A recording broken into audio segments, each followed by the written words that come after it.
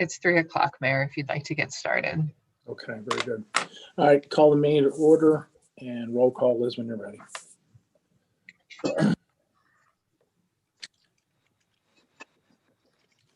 Commissioner Donnie Carter, Here.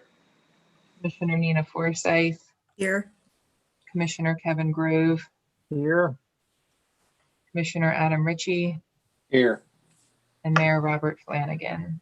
I'm here, Liz. Okay, All right. thank you. All right, Liz, whenever you want to start. Sure. The first 5 items I have for you tonight are things that we're proposing to be on the council meeting agenda next week, and as resolutions and 1 ordinance, and then the additional items are just for discussion. So first I'd like to start with Elaine, and she has budget amendments proposed.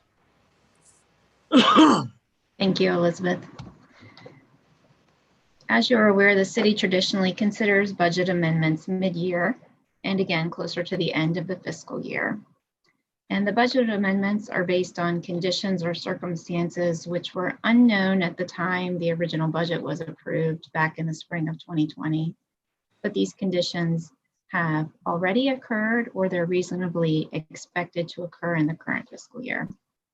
So I'd like to just provide a brief overview of some of the proposed budget amendments that are summarized on the accompanying spreadsheet. I will not discuss each one, but this spreadsheet only lists accounts with proposed budget amendments. It is not the complete operating budget, as you're well aware. So the numeric column on the left reflects the dollar amount of the original budget for that line item. The middle column is the dollar amount of the proposed amendment to the budget, and then the numeric column on the right would be the amended line item for each account. So first, I'd like to just highlight a couple of these main topics. So initially, let's look at the CARES Act funding. So the CARES Act funding has been available to the city through Allegheny County, and this was not in our original budget ordinance for the current fiscal year.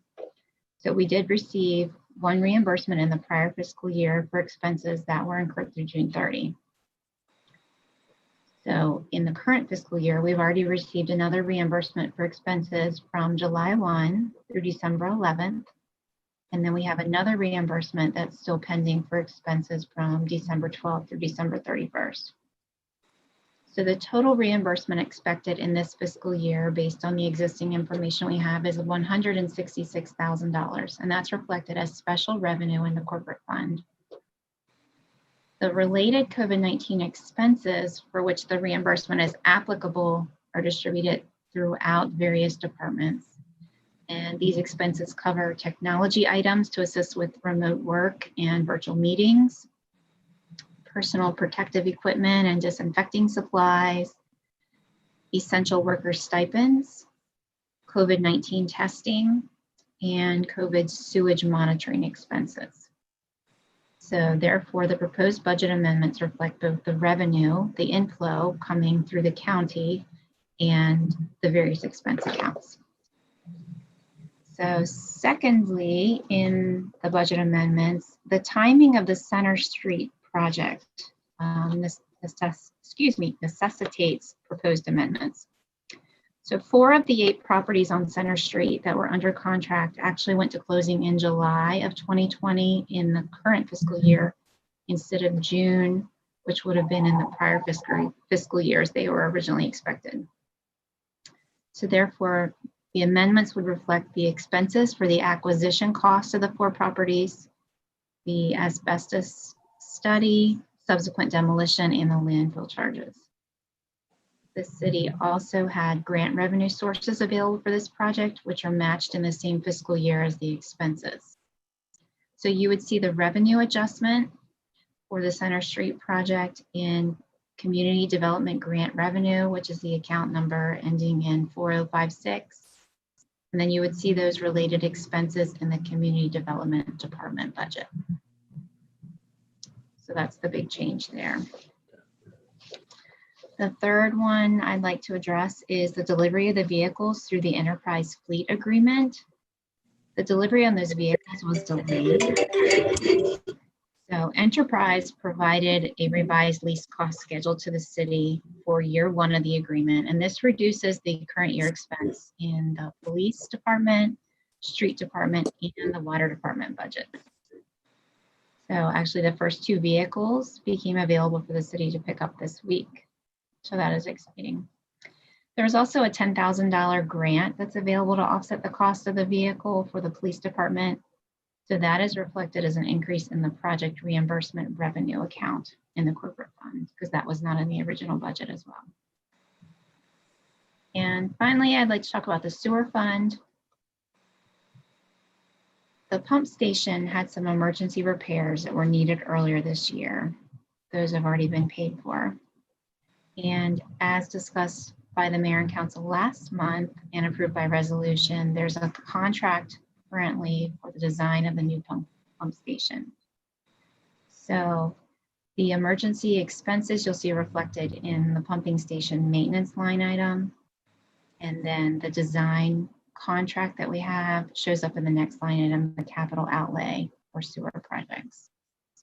Unfortunately, there isn't another revenue source to pay for those increased expenses right now, other than taking it from the existing fund balance. Just as a quick summary of these budget amendments in the corporate fund, the proposed budget amendments would reflect an increase of revenue and expenses of $762,450. In the water fund, there's been a reallocation between 5 different expense line items, but there's no net change on the water department budget. In the sewer fund, the proposed budget amendments reflect an increase in expenses of $41,700 to be covered by fund balance. And then no amendments are proposed at this time for the water surcharge or the garbage funds. So I'd be happy to address any questions that you may have about the mid-year budget amendments. Otherwise, we would present this as a resolution for your approval at council meeting next week. And at the end of the fiscal year, we will revisit all the funds and have more proposed budget amendments at that time. Happy to address any questions. Everybody okay? I have a question that the $10,000 grant for the fleet, was that for the EV for the police department, or is it, okay. Elizabeth's nodding her head, yes. Yeah, they the way that'll work, Laura, you can correct me if I'm wrong, but the way that works is once we take delivery of the vehicle, we'll submit for grant reimbursement, and then we'll just owe Enterprise like a flat 10,000, that grant money, and that will like buy down the vehicle, so our monthly payment on that EV will be less each month. Sounds good, thanks. And it's the street department and water department are each getting a pickup truck tomorrow, so excited to see that. I'm very pleased with how that process has gone. The Enterprise had worked really closely with each of the department heads to spec out what they wanted. And then, you know, obviously all of your department heads were very reasonable in their requests. No Cadillacs or anything. And I got an email, well, yeah, just yesterday that said you have 2 vehicles ready to be picked up in Oakland. They're already tagged. I got on the portal through our insurance company, did the certificate of insurance, which they copied Enterprise on, and we're good to go. So from the administrative side, I'm a big fan already. So, but hopefully it works out well for the guys in the field as well. Thank you, Elaine. Appreciate the report. You're welcome. Okay, so that'll be a resolution next week. Another resolution for your consideration will be the lease agreement between Frostburg State University and the city for City Hall, 59 East Main Street. As I've discussed a couple months ago now, the term of this would be 3 years, and then there'd be 2 one-year renewal periods. So effectively, it could be up to a 5-year lease. The rent is $1 a year.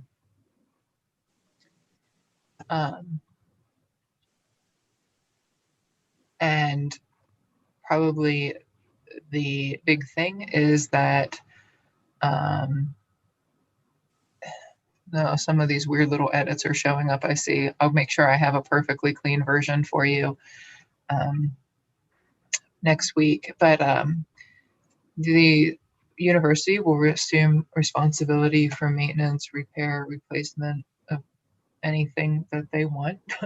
And the city, we are under agreement with the library to plow the lot to the rear of the library. So the city is offering to plow the city hall lot as well, since it's right there and we would already be there. But that is really the city's only obligation. And I worked with the FSU attorney to make sure that that they would be responsible for the insurances for the building and not the city. Not that it's a huge cost, but it is an administrative burden, especially when you get into builders risk policies as they work to renovate the building. The city would continue to hold liability insurance on the building as well, though, because that doesn't affect our rates, but we would, they would have liability insurance on the building as well. So that's, oh, and then the big part is at the end, they would have, or during the term of the lease or at the end of the lease, they would have the option to purchase the building for $1. It's important that we include the $1 in here, as it is the university's intention to fundraise to make some significant improvements to the building. And so it wouldn't really be right if, you know, they make, let's just say $1 million worth of improvements, and then we go and sell it out from under them for $500,000. So that obviously protects the university's interest and investment. I haven't communicated with Liz Metcalf at FSU recently, but I do believe the university will be coordinating a media release in the coming days or weeks that gives more information about what they want to do with the building. But it would be a regional science education center that would be open for all sorts of different age groups, from preschoolers all the way to adults doing team building type exercises and things like that. I think the university would, you know, really sees this as an investment in the community, and you know, they have the resources to staff and support it. So it really has the potential to be a big draw to Main Street, Frostburg. So it'd be almost like a feeder program for them. Yeah, I mean, I know when Ricky Arnold did the thing with the 7th graders from the space station a few years ago, I know Dr. Nowacek was really excited about getting in front of so many 7th graders to show the cool things FSU graduates do and what FSU continues to support. So, well, it does seem like a really nice university region project there. I like that idea. And very, very fortunate to have someone who wants the building and to use it for the good of everyone here. Yeah, yeah. And your attorney, Michael Cohen, did draft this agreement, and it had some modest changes from FSU, but nothing that affected the nature of the document as a whole. So, Very good. okay, if there's no questions, that'll be a resolution next week as well.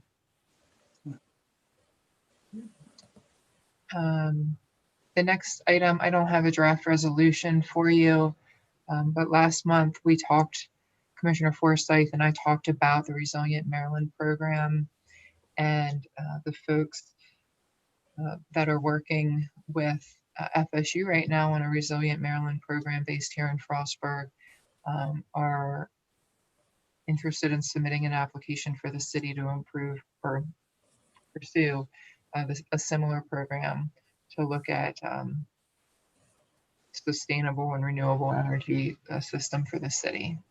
So with your all's concurrence at last month's work session, Commissioner Forsyth gave them the green light, and it's our understanding that they're working on the application now. But they did indicate that a resolution would start from the mayor and council would certainly strengthen their application, and they're drafting a resolution for their use. But this link on the website explains the Resilient Maryland program in detail that we went over last month. So are there any questions on that? Or Commissioner Forsyth, anything you'd like to add? No, it's just that it's no cost to the city, and it might give us some good ideas for improving our resiliency. They're talking about microgrids, things that in case of a big storm or disaster or something like that, so that we would be able to keep up the crucial services that we provide, keep the city going, that sort of thing. Good. Okay. Well, good. All right. Thank you. The next item, LJ and I didn't rehearse who was going to talk about this. Do you want me to go first, LJ, and then you can chime in?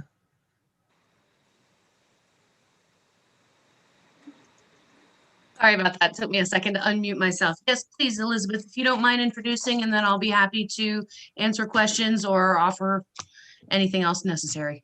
Okay, Okay. sounds good.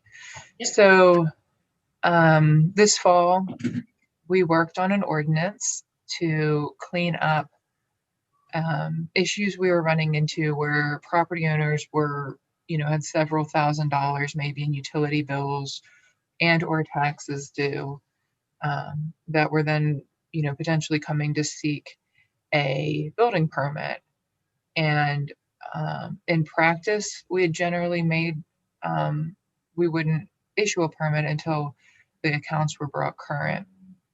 And so we had looked at this and discussed it in a lot of detail. Michael Cohen, your city attorney, modeled the ordinance off of ordinances in other communities. But one thing that was included in it was rental housing registration as well, because that's a licensing permitting process that the city does. What we didn't anticipate was that while there are very few accounts in the city where rental housing accounts in the city where someone might want to register a property that hasn't paid their water bill in 2.5 years or taxes in 3 years, there's a lot of accounts where the tenant pays the water bill. So it's ultimately the responsibility of the property owner. But if that's a long-standing tenant and they're a couple months behind, maybe not even shut off, but behind, or the taxes are a year or two behind, we didn't define what that delinquency period was in this ordinance. And because of COVID-19 pandemic and because of the eviction prohibitions that are in place, that makes the circumstances in which evictions are allowed much more much narrower.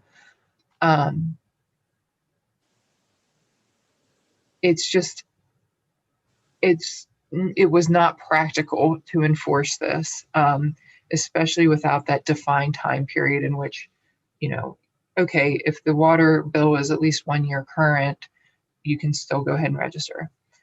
At the end of the day, the rental housing program was created to ensure that the rental housing units in Frostburg were safe and met minimum livability standards, and to prohibit someone from registering a property because of a water bill being 6 months late just really isn't practical, especially in these times.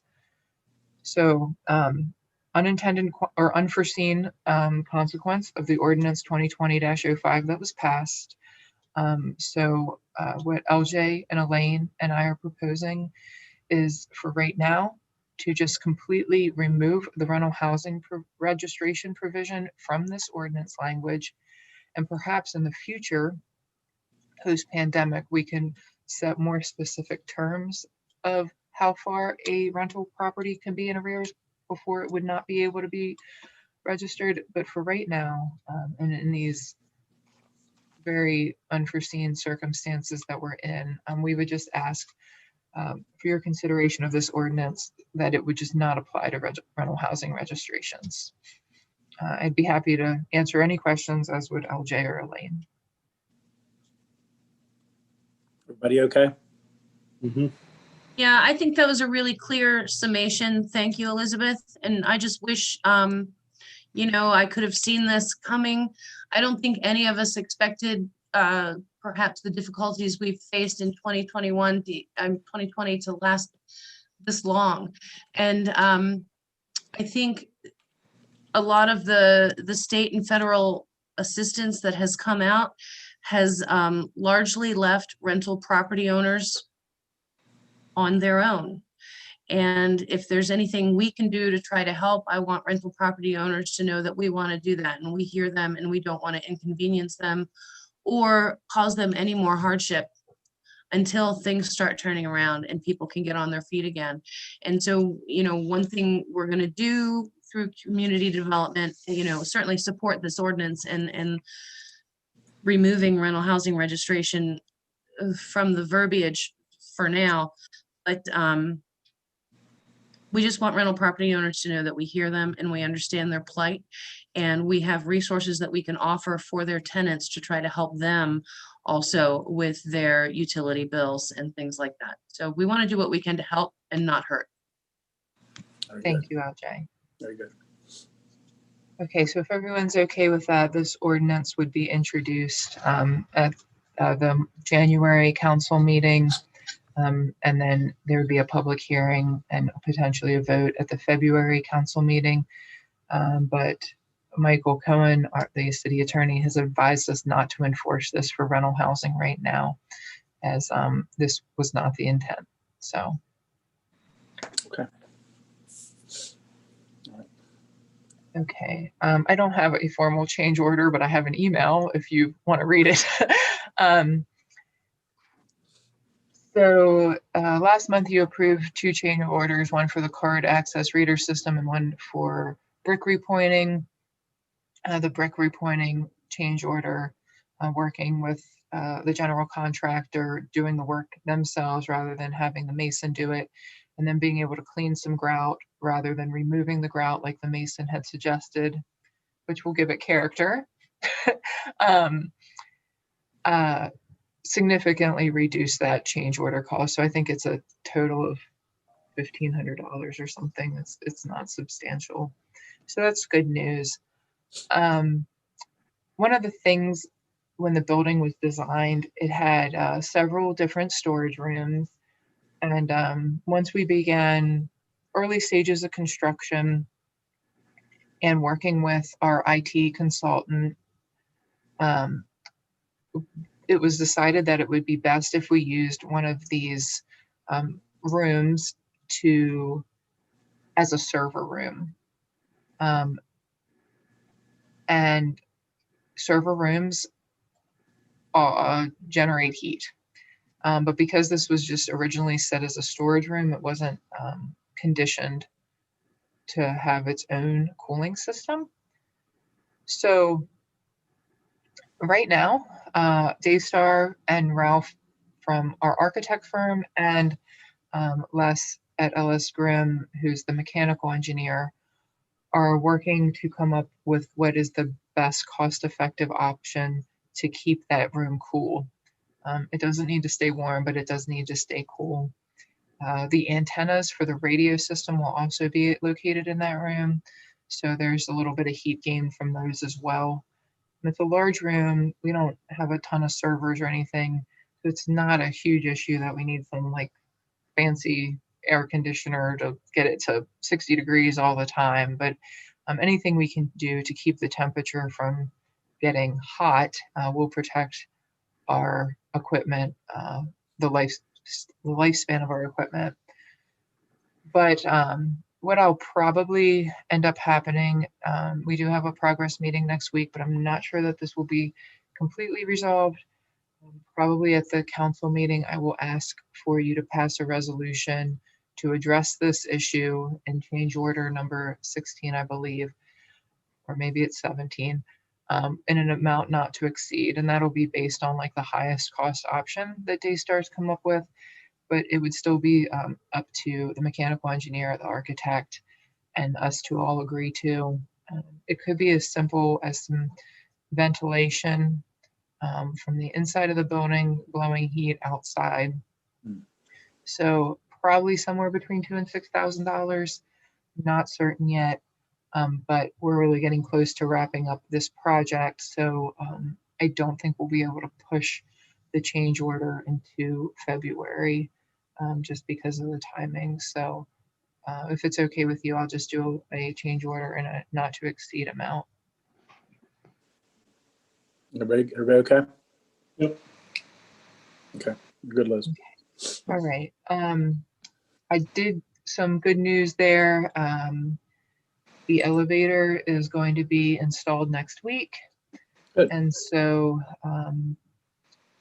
there's been a few supply issues. The elevator was one of the big ones. So that coming is a big deal because that means I'll be able to finish the lobby space and get the tile down there. And there's a ACM, which I think are aluminum panels that are going to go on the exterior. So that's the exterior finish that's missing. And then there's some windows, but those are the big things. They've really made a lot of progress in the last 4 to 6 weeks. And as of right now, I think we're on track for the furniture to be delivered the last week of February, and the police department and then City Hall to move in March. Very good.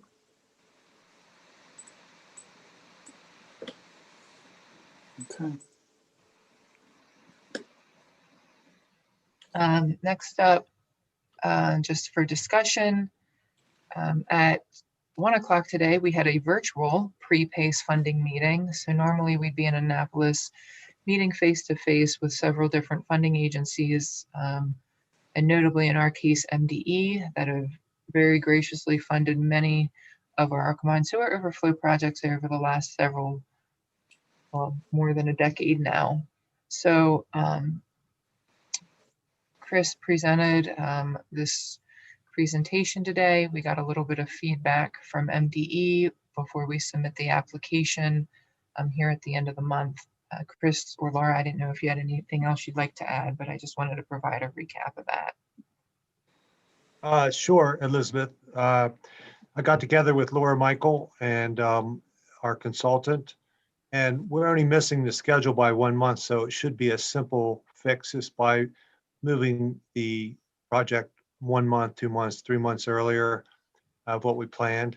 We'll get together and make sure that works with Elaine Jones, and we'll most likely present it as an application by the end of the month to MDE. That was Elaine Dietz, who's been there for a while and is more or less in charge of the financing part of the operation at MDE.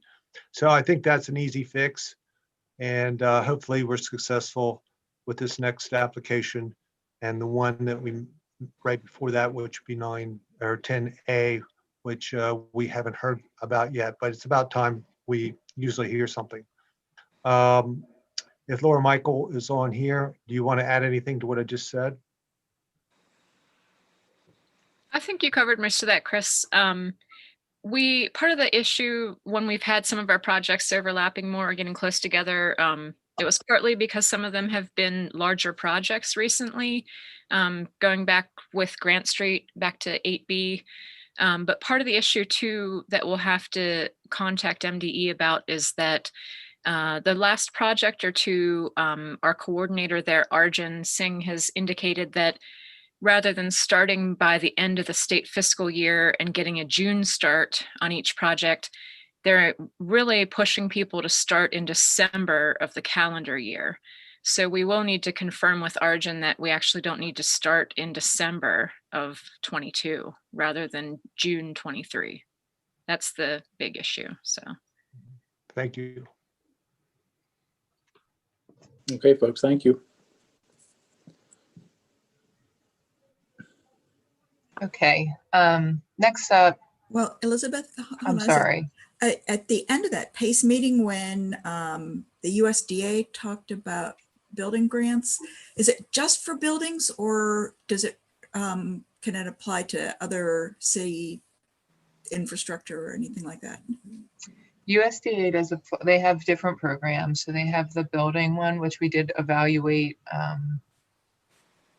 in depth when we were looking at financing the municipal center project. For a variety of reasons, interest rate, total cost, and administrative burden, the prevailing wage requirements and things like that, the CDA was chosen as the financing source there. The rates that they shared today were very attractive. And, you know, that could always be a source of financing for an infrastructure project. It was USDA was last used by the city when we built the hydroelectric turbine project and the new raw water main that comes over the mountain. A large portion of that was funded by USDA, but it's mostly loans, not grants. Okay. And, you know, the rates are favorable and the term can be favorable up to 40 years. But at this point in time, if MDE is able to fund the entirety of the CSO project, or the 87.5% of the CSO project, that's good there. And in terms of water, I don't think we have any significant project significant enough in size / cost to warrant the administrative process with USDA. So that's the big thing with the USDA loans, that it's just a really burdensome application process. Yeah. So those rates do look, they're pretty nice. I was thinking maybe for the solar project, I guess we should compare all the different loans available. The Lawton loan is nice, but I think it's only up to 50,000, which is not a lot. Mm-hmm. Yeah, and that's potentially something that Michael Wright and Len Jordan at Optimized Renewables could look at as part of that Resilient Maryland application or project. Yeah, right. Yeah. Okay, thanks. Sure thing. Any other questions on that? Nope. Okay. So the last couple months, Laura's been coming to you for approval of building improvement grants that we are awarding under a community legacy grant that the city received. Initially, it was our hope this fall to get enough applications that would exhaust the funds, but that really hasn't happened for a variety of reasons, one of which is we've gotten a lot of small projects, and B, people just aren't able to get estimates together from contractors right now. So Laura has been working with the 4 people. The top ones have already been allocated by you and approved at previous work sessions, but the bottom ones have been requested or in the process of requesting. So she wanted to bring this to you today with the options of either, and she can tell you more about the projects, but Goodfellow Agency would like to do facade improvements, and they've requested $400. The Bevins, Will Bevan is looking to do ADA access improvement at his building. And McFarland's would like to do some work in the interior and or facade, but Bevins, because of the pandemic, doesn't have some of the match money in place and may be willing to hold off until next year should we get grant funding. McFarland's, we just haven't gotten estimates from. And then Larry Guthrie, that purchased the OPT, has presented kind of like $100,000 plus plan of different projects that he could do. So Laura's bringing this to you today, I guess, with the question of, do you want to approve? We'd recommend approval of the Diamond Goodfellow Agency project, but do you want the balance shown on the sheet is allocated to the OPT redevelopment? Do you want to allocate the balance to them, or we'd probably recommend just waiting another month to see if some of these other people that she's been working throughout the process are able to get their materials together for your consideration. Did I cover that okay, Laura?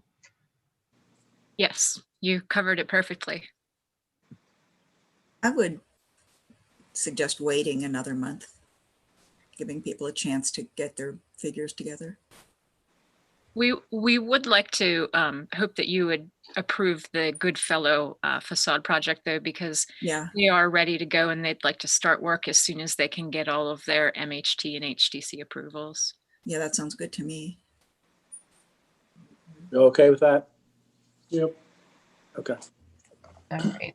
Thank you.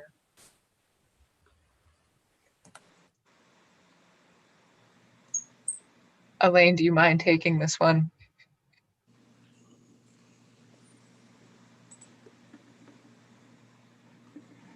I'm happy to. Thank you. We are at the beginning of another budget cycle, and it's hard to believe that it's already that time again. But when we approach this time of year, we start looking ahead to determining what the council's priorities will be as we develop the budget for the upcoming year. And then we will solicit from the department heads their budget requests in coordination with the council. Then in February, we will also reach out to the public and offer hotel motel tax requests. Although this past year, with the impact of COVID-19, we didn't have funds available really to share, but we will still offer that opportunity and reevaluate the funding that could be available to distribute in the next year. We'll work towards a draft budget in March, and in April, we'll present the budget ordinance. So as we start this process once again, we'll just be asking the mayor and council to be thinking their budget priorities. If you have anything in mind that you would like to share today, I'm certainly welcome to start taking notes, or if you would like to email, stop in and discuss those. We certainly welcome the input of the mayor and council, departments, and citizens, as well as the city develops the budget for the next year, which will be in on July 1st. Here we go again. Here we go again. Here we go again. Thank you, Elaine. You're welcome.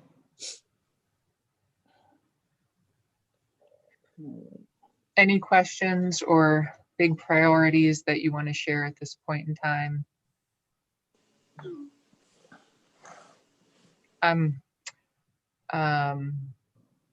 This past year has been anything, this past fiscal year has been anything but normal with the reduced revenues and just uncertainty around the pandemic.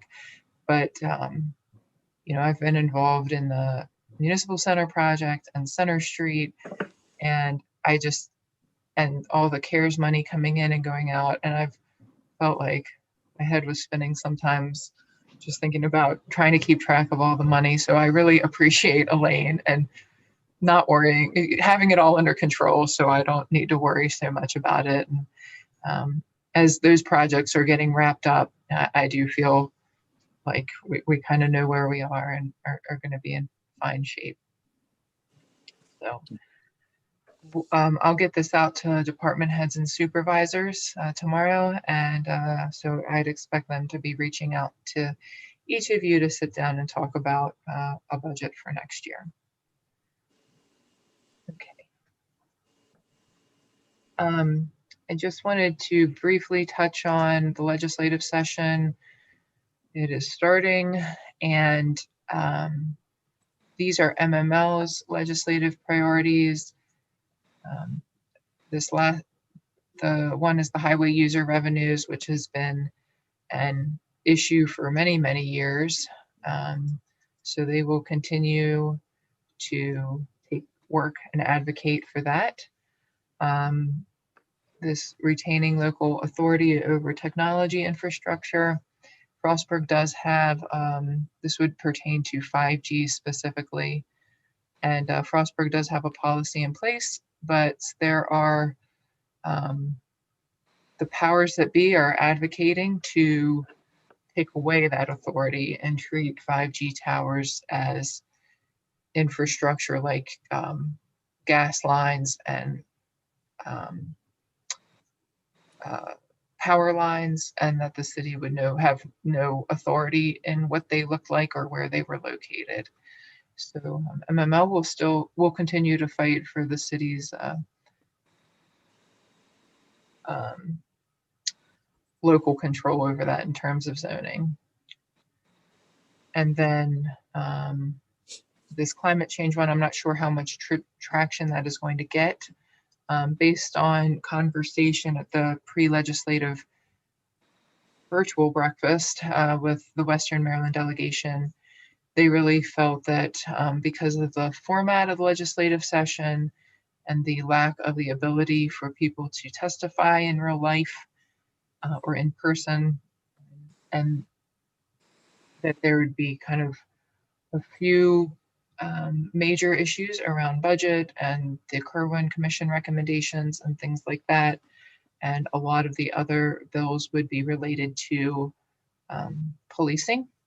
And Chief Costello is on vacation today, sort of. And I get, anytime that there is a bill that could have a financial impact on local government, I get a request for input on that. So from that and bills that have been pre-filed, I've gotten a lot, and the majority have been police related or insignificant or have no chance of going anywhere. So the ones that so the body camera requirement has come through, and some other changes that are maybe not consequential to our police department and how we do things, but making it state law. So Chief Costello is responding to those requests for information. And as the session goes on, I'll keep you up to date if anything major is changing for us. Very good, thank you. Okay. The next one, I had this tentatively as a council meeting item, but timing wise, we just won't be able to get everything together for you by next Thursday. So I just wanted to update you to let you know that this will be coming for next month. There, a third amendment to the Pritchard Farm subdivision, which approves some additional lots, has been approved by the Planning Commission, and the developer Evergreen Associates, Brandon Reese, would like to pursue an additional RETSA agreement for these additional lots. And the terms will be fairly similar to the last RETSA agreement you approved for that subdivision for a previous phase. And we'll just need to get his bond in place and get that reviewed. But I don't think that'll be anything straying too far from what you've already done, but wanted to let you know that that was coming. Okay.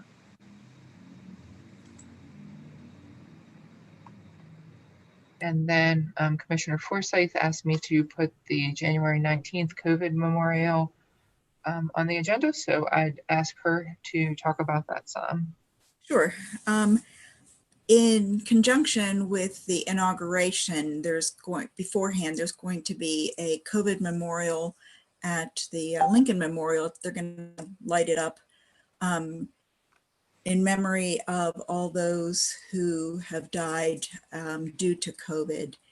And they are asking local communities to do their own type of memorial. And some of the things that have been suggested are to light up city buildings, to have churches and other faith institutions that have bells ring the bells. They didn't say anything about like duration, so I guess it's up to the local community and the local churches to decide how long.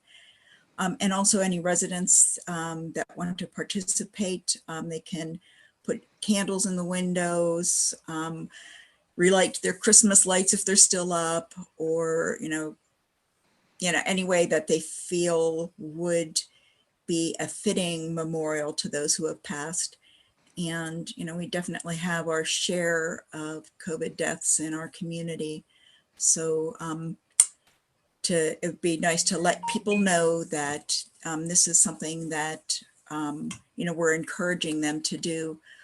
I think it's in today's paper, Ellen McDaniel Weissler in her column mentioned this as well and gave some suggestions for what people could do.